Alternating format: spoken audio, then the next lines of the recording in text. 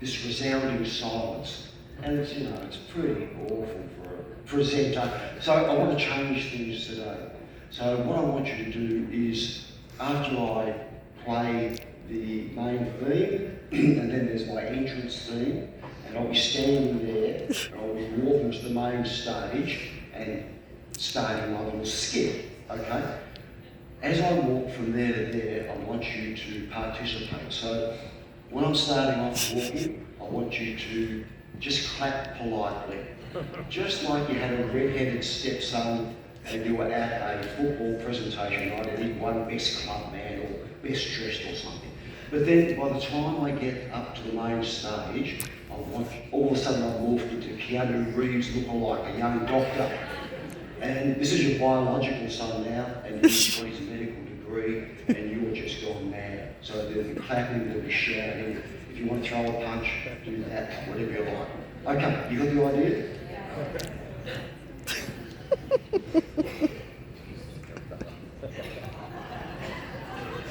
Do we need a rehearsal?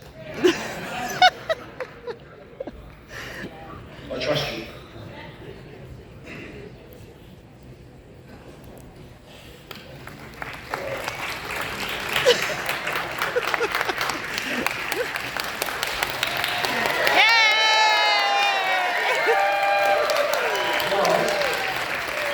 Guys, a part of this is your ability to listen.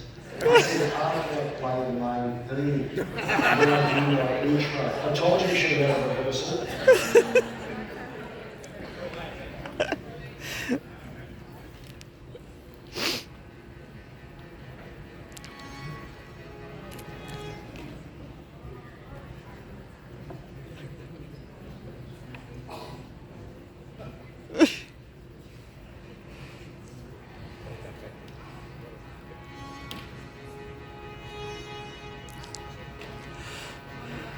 Get it up.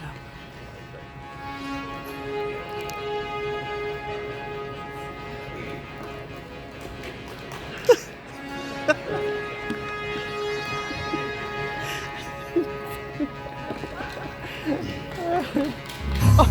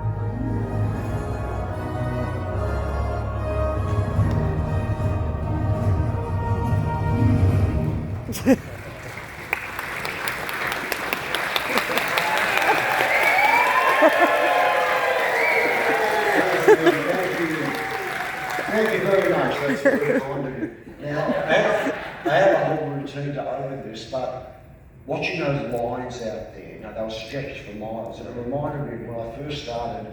I was managing a twin cinema. We also had 3 drive-ins, and I didn't work at the drive-in, but my boss used to send me out there now and then just to see that everything was okay. And one day I went out there, and you know, people would line up half an hour before the show with their cars, and I went out there, and they were letting people in for free. And of course, I go into the office and I'm throwing mental. Why the hell are you letting in for free? What had occurred was that we used to have little handouts that we distributed to cars when we took the money. And the handout would have the dusk of dawn coming up or something like that.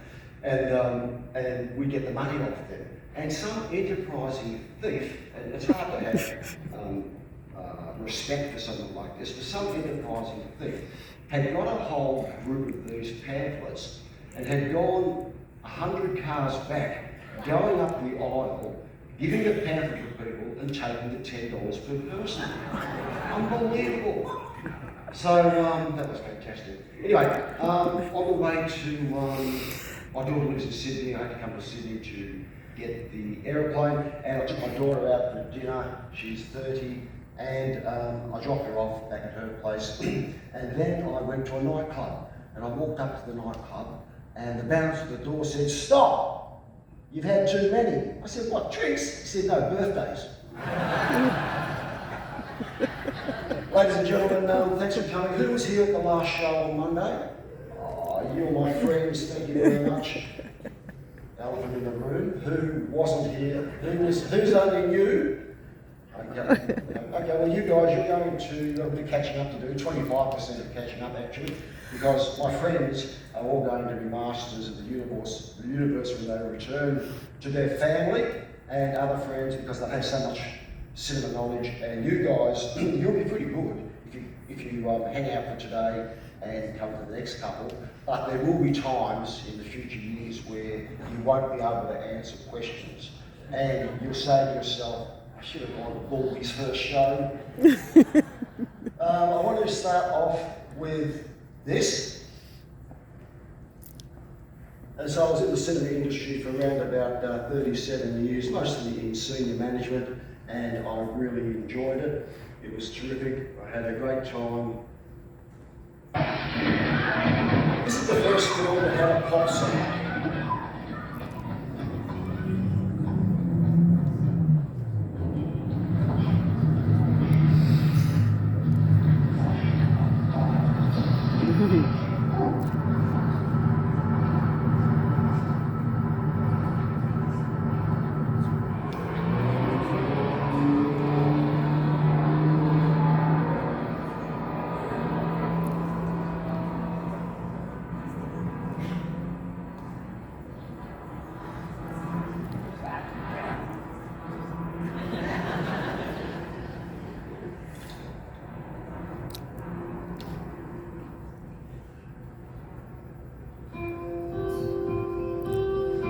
Hello, darkness, my friend.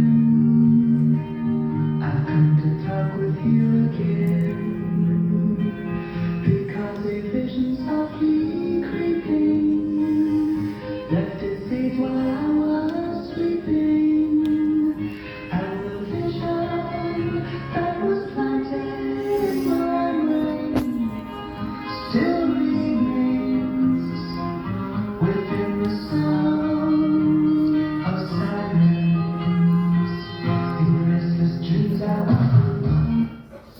Interesting story there.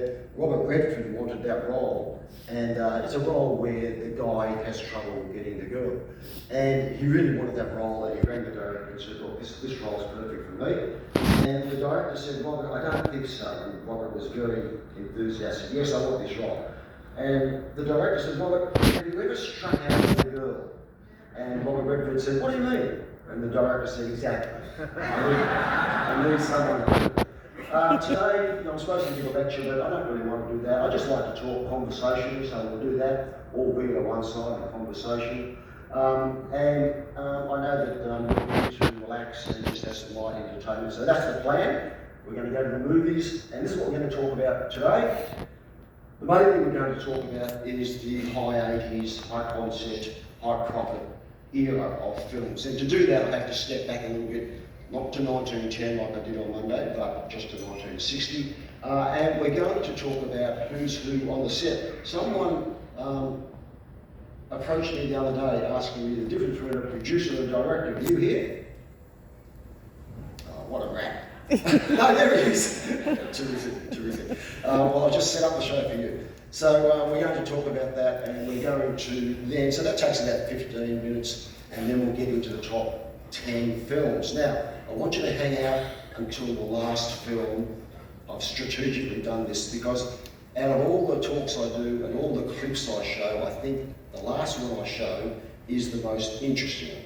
I'm not saying it's the best film, I'm just saying it's the most interesting clip, and I think many of you will enjoy it. So in the 1960s, we had 45 million Americans going to the cinema per week, and by the end of the decade, it was down to 15 million people per week going to the cinema in America. And we had two big problems, I was saying on Monday. One was TV. TV had come in 1948 and was now at saturation point in America. TV stars were bigger than film stars. And the other point was that the bad running of the big studios. So we had the big studios were being run very much like they were in the 40s and the 50s by the big moguls. They were 80 years of age.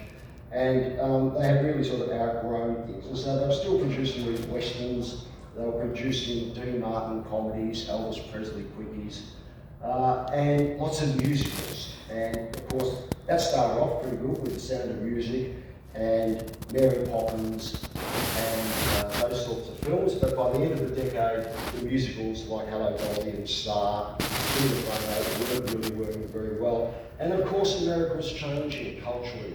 The Beatles had come and there was a whole new world. So by 1968, 1969, we had the worst two box office years in cinema history.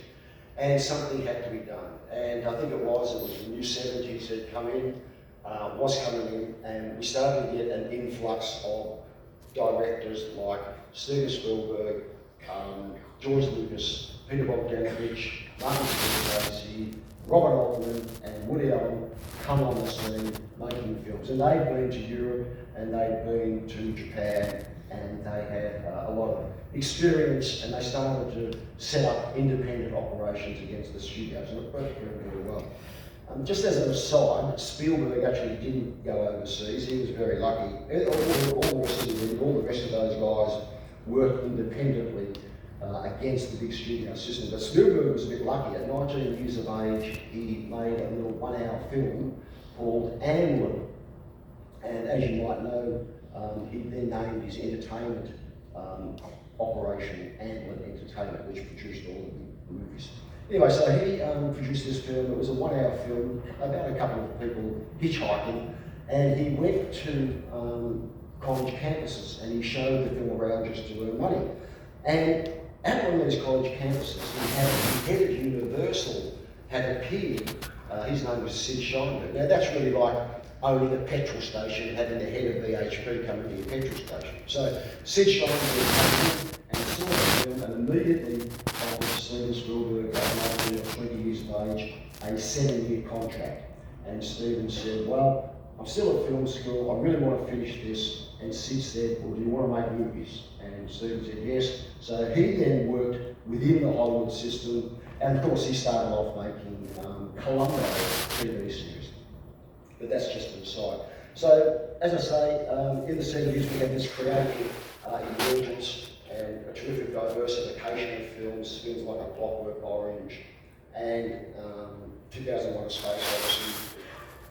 And Bonnie and Clyde came in the late 60s. So this was working very well in the 70s. The independents had really made a name and had pushed the studios out. Now, what happened at the end of the 70s was that they started to drink their own bathwater a bit, and they started to make films more for themselves and for the audience. And you had two great big debacles in the 70s. Michael Cimino's Heaven's Gate. You remember that? Oh, really? Okay. I just made it up. No, I'm kidding. Michael Cimino's Heaven's Gate, he made The Deer Hunter before that, and he was sort of chosen as an expert in his field, and he was given free license, and the film went terribly over budget and really destroyed United Artists Studio. Okay, so United Artists started in 1920 with Mary Pickford and Charlie Chaplin. They'd gone all that time, and this film basically destroyed that big studio. So the other film that really failed was a Martin Scorsese film, New York, New York. That was a musical, wrong time for musicals, so it didn't work very well. But in the 70s we had those three big films, The Exorcist, Jaws, and of course Star Wars, and those films really became the forerunner to what you see today. Big budget films, big marketing, big advertising. Here's a little homage to the 80s.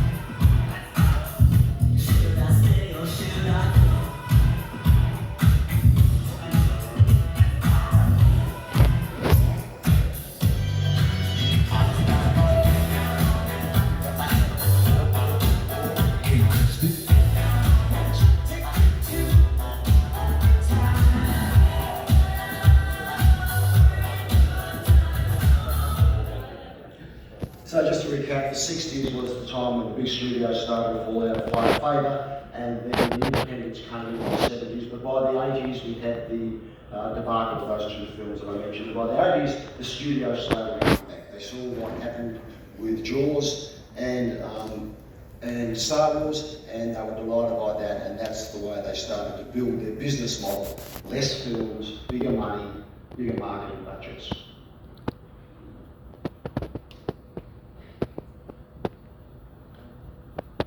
And in the 80s, we had this blockbuster trend, as I say, and we had these high impact, high profit movies. Now, high impact means that it's a very easy to understand film, and it's a very easy to tell someone about the film, and it's very easily marketable, and it's full of action, and it normally has three parts. And Don Simpson and Jerry Bruckheimer were the inventors of this. An action film, a high concept 80 films, and if you think back to some of these films like Flashdance, Days of Thunder, Crimson Tide, these type of movies, Beverly Hills Cop, they had all this. And what they had was, the film would start off with the hero doing something very heroic, whether that's forcing a bank robbery or winning a dance competition or something like that.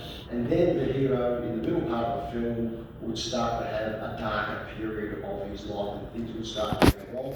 And then in the final act of the film, of course, you have the hero making big waves and coming out on top, normally associated or accompanied by a big, loud soundtrack song. And then you have the final part of all these 80s high concept films. You had the freeze frame finish. Remember that in Beverly Hills Cop? Probably originated in Butch Cassidy and Sundance Kid, Bonnie and Clyde. They had freeze frame. But in Flashdance and Beverly Hills Cop, they're all finished with the front freeze frame film.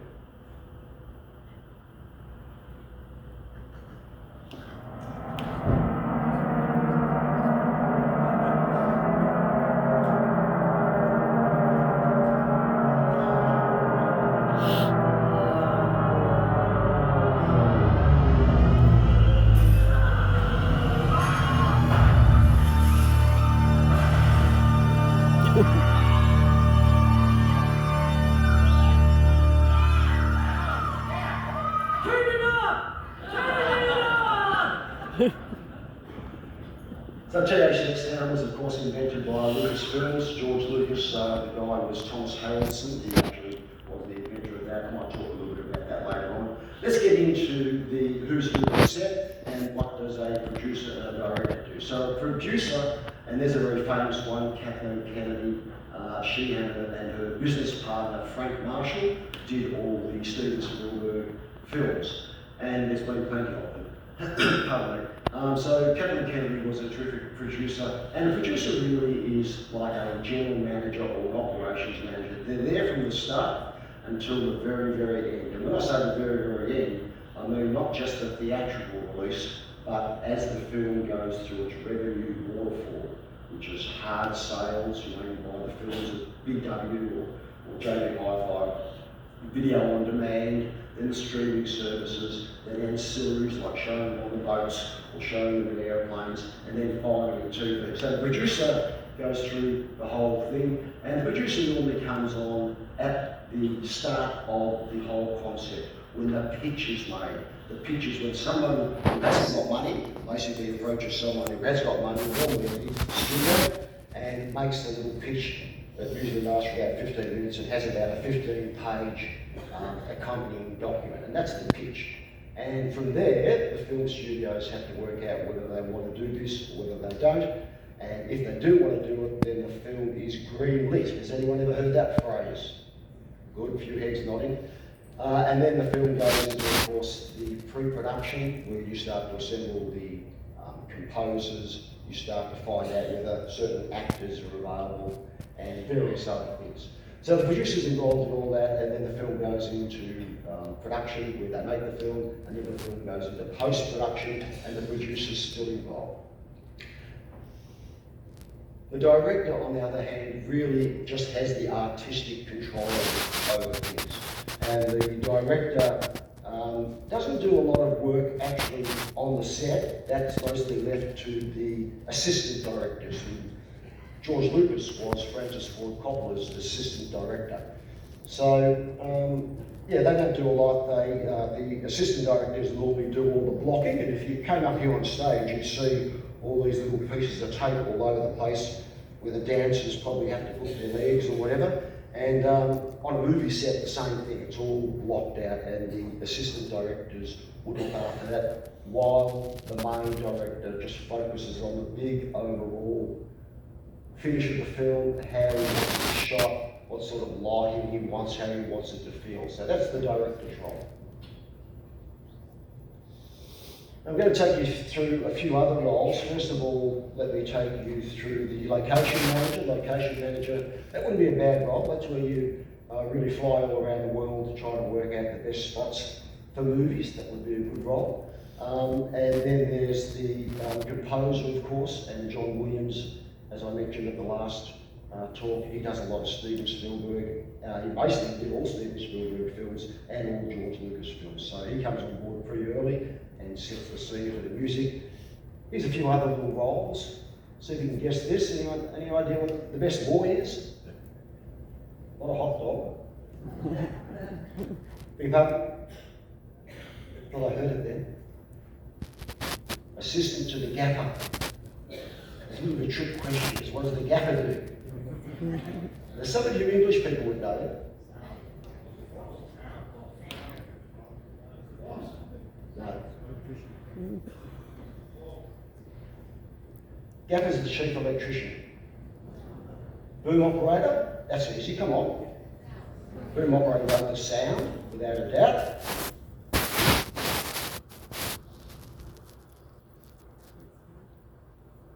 We have the grip. What do you think the grip does?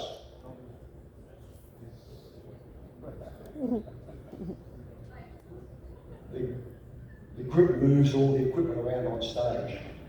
Now, the other important part of filmmaking is the costume designer. And that's a pretty easy job if the film's set in 2024 or 2023, Ken. But if the film's a period film, it has to go back to the 1900s or the 1800s, there's got a lot of research and a lot of work to do. So just emphasising again, the grip is the one that moves all the equipment on set. Okay, now we're going to do a movie quiz. The people that weren't here for Monday, just put your hands up again. Okay, you should have seen those other guys. It was terrible. I think the most we got was 1 out of 10. And that was by the cruise director who had taken a walk through the place. So we're going to do this again. This time I'm going to ask you to call out the numbers to me, or call out the films to me. You've got 5 seconds to work out what the film is. Yell it out, and keep your score as well, please.